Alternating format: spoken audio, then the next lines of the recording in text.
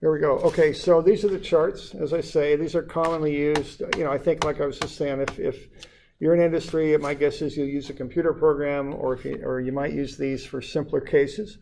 What you have there are two sides to this chart. It's double-sided. You got the front is simply supported, which are just beams that have a pin joint on either side. And then on this side, you got cantilevers.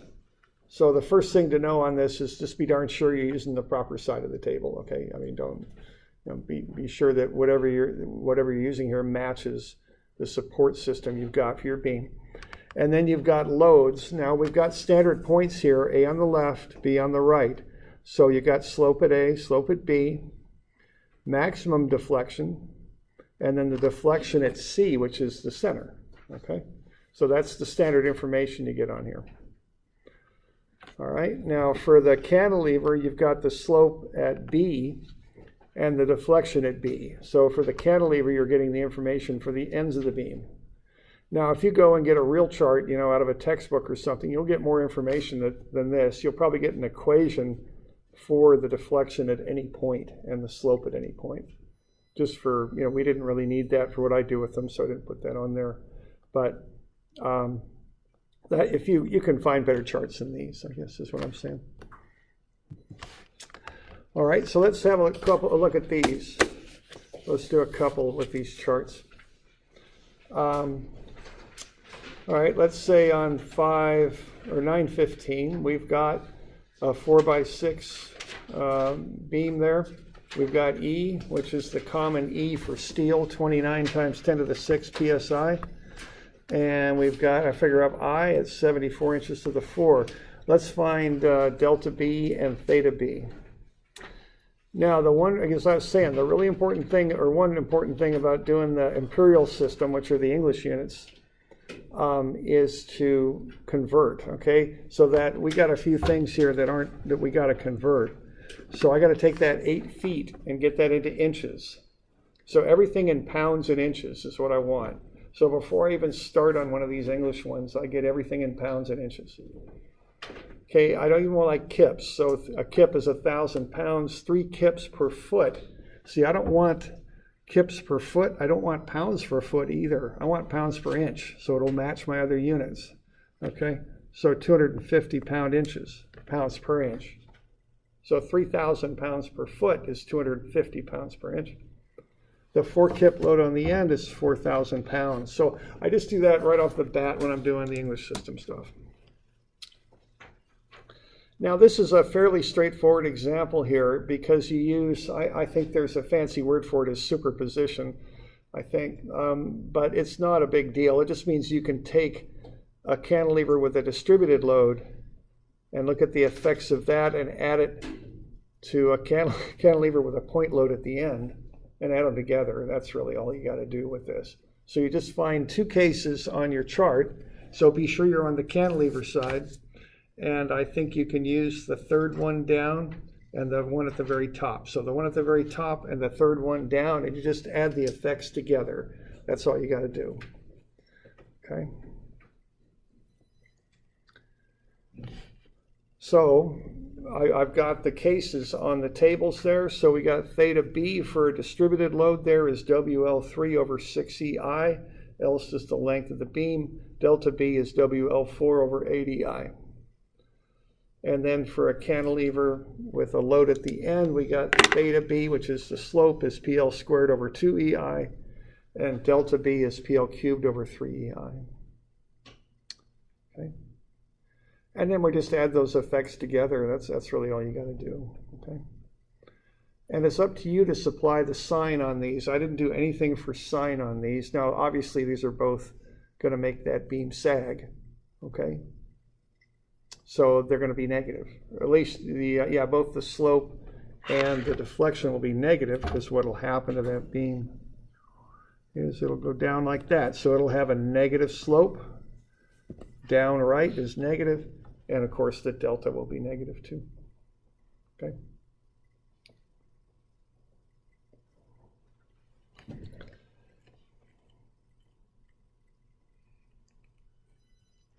So you just got to add this stuff up. I mean, that's really about what there is to it. So minus W pounds, 250 pounds per inch times 96 inches cubed over 6 times E, 29 times 10 to the 6, divided by I, 72 inches to the 4, minus 4,000 pounds times 96 inches squared there, divided by 2 times E, 29 times 10 to the 6, divided by I, which is 72 inches to the 4.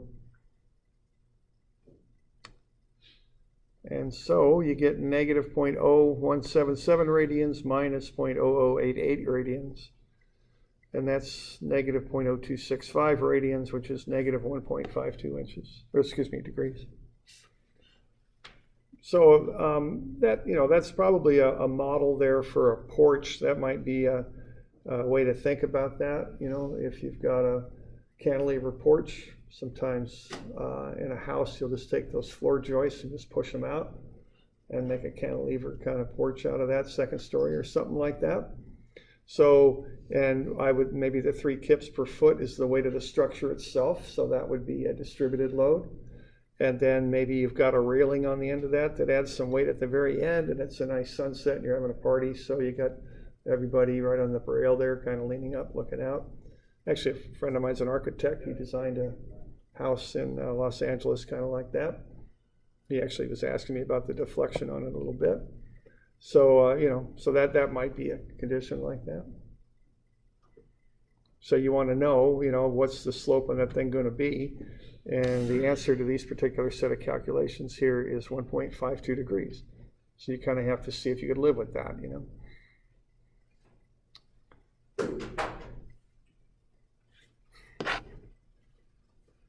He had some rich client in LA. It was definitely a good day to be an architect. They got it better than engineers. He finished up his house. They had a party in the house with all these rich people and lots of good food and stuff like that. And they're all telling him how great he is. And he's there with his wife. And I think he was enjoying that. I designed a couple roads that I thought were pretty good, but there weren't any parties or anything. I thought it was better to be an architect that day.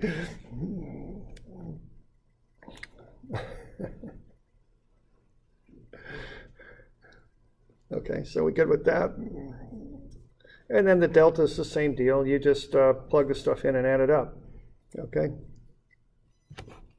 So delta total will be minus WL4 over 80I minus PL cubed over 3EI. And again, you just plug the numbers in. You're going to get minus 1.83 inches. And so that's about 2 inches. So when everybody moves out to the edge of that porch, as we're showing here with that loading, it's going to drop a couple inches. And you just kind of ask yourself, can I live with that?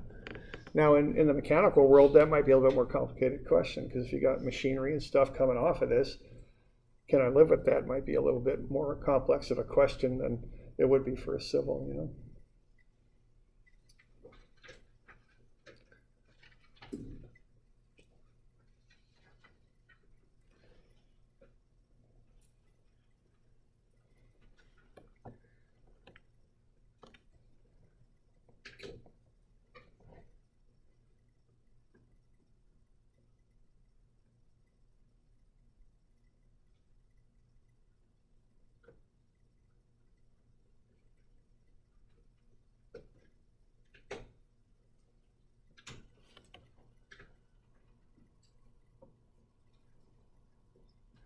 All right, so that's kind of a straightforward example.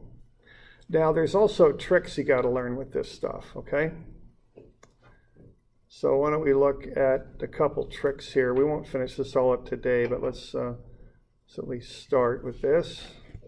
All right, so let's go a little bit further ahead. Let's go to 914. I've renumbered these, so is this a different number now? 914. Okay, thanks. Okay, so does that look familiar? We just did that one with calculus, right? So let's do that with the tables now. Now here's a trick.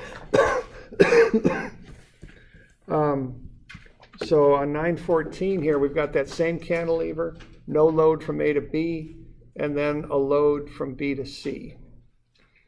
And we've got the same cross section, I is 0.00045, And then we've got E also is 40 gigapascals, just like we did with all the calculus. Okay, same problem. Now, if you look at the cantilever table, though, unfortunately, you don't have a case that has no load, and then all of a sudden a load that picks up down the span of the beam. There isn't a matching case on your table. So what we're going to have to do is, use what we got.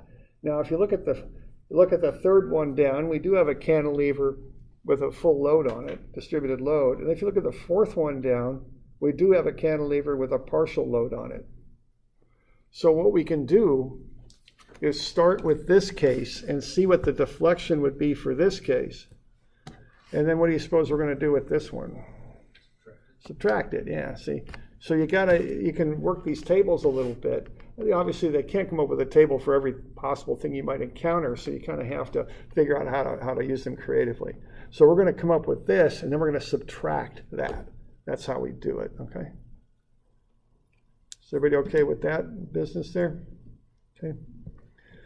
And so, if you get that, it's just a matter of plugging stuff in. That's about all there is to it, okay? So we can get delta C. So if it were a full distributed load, which it isn't, but if it were, it'd be 40,000 W times L4, 5 meters to the 4, divided by 8, divided by 40 times 10 to the 9, and then divided by I, which is 0.0045, and I get negative 0.1736 meters out of that. Okay. Now also notice it's kind of like, you want to be aware of another thing here too, and that's nomenclature. In my problem, I'm calling this point C. On the table, they're calling it B. Just be aware of that. That confuses things a little bit sometimes. But yeah, it's not like the letters got to match. It's the position on the object. That's what you're looking at, okay, to match. Okay. So we get negative 0.1736 meters. Then if I take that second case, I can find what delta B would be. So the delta at the end of the beam for that partial loading going across a distance of x1. So that's Wx1 to the 4 over 8EI plus Wx1 cubed over 6EI times x2. So I plug all that stuff in and I get 0.0425 meters. Okay. Now the one I got up above is negative because that distributed load is obviously pushing the beam down. But the one I've got here is positive. It's rebounding up on account of that. Because what I'm going to do, I'm going to subtract this, okay? Y'all know what I mean there? Okay. So the effect is it's going to rebound up. So to get my net delta then, I take the negative 0.1736 negative, because that's the downward part. But then I say, well, I don't really have this part of it, so that'll cause it to rebound up a little bit by 0.0425. So that gets me a negative 0.1311 meters. Okay? Which is the same answer we got doing all the calculus, okay? So, you can compare the amount of work here plus the complexity of the work, and it's for me anyway, it's a pretty easy decision which method I'd be using if I had to pick one, okay?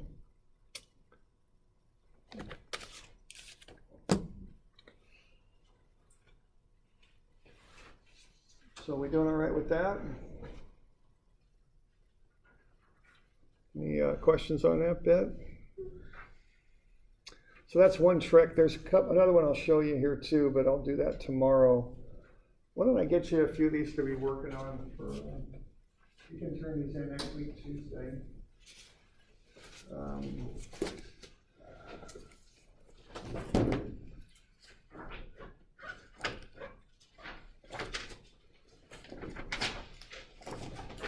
And we'll go over some more of this tomorrow. So it's not like I've covered everything you might want to know for doing this stuff.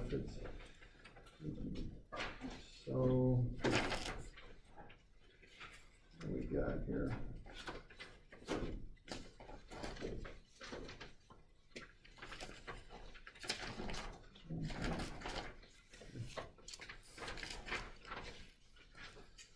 All right, so 411, 12, and 13, I guess. So those will be due Tuesday, and we'll cover some more on this stuff tomorrow, and then I'll go over these thoroughly on Friday, and I'll get you that final review tomorrow. Okay, it's online if you want it. It's right there. Okay, so these are due Tuesday. And also there was 372 that I assigned yesterday. Okay, so keep that in mind. And is that the 11th, I think? Or no, 12th? 12th, okay. There we go.